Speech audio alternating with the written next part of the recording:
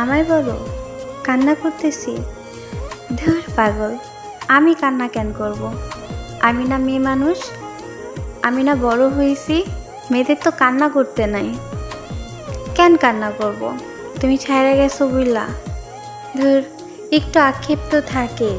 কই, আমি তো ভালো আছি, দিব্যি হাইসা খেলা বেড়াইতেছি। কই, তোমার কথা তো আমার মনে পড়ে না, মোটেও পড়ে না। আরে বোকা, আবারও বলতেছে আমি কান্না করি? কে বলছে তোমারে এইসব ফালতু কথা? কই, আমি তো কান্না করতেছি না। কি, তোমারে মনে পড়ে কি না? কই না তো, মনে পড়ে না। তবে আচ্ছা থাক, বাদ দাও, আর শুনতে হবে না। কেমন আছি? এই তো আলহামদুলিল্লাহ, অনেক ভালো আছি। হ্যাঁ, কি? ফোন কেন রিসিভ করি না? ধুর পাগল, কেন রিসিভ করতে যাব? এখন কেউ হই নাকি? তুমি না আমারে পর কইরা গেছো? হ্যাঁ, পর করছোই তো। আচ্ছা বাদ দাও, থাক। কেমন আছো তুমি? ভালো? কেন ভালো নাই? কেন ভালো থাকবা না? ভালো থাকতে জন্যই তো গেছো।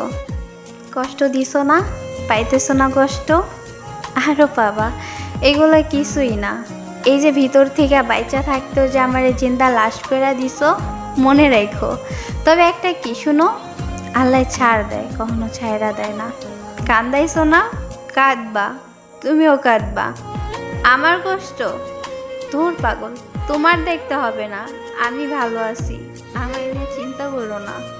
এতদিন যখন নিজেরে সামলাইতে পারছি, বাকি দিনও পারবো।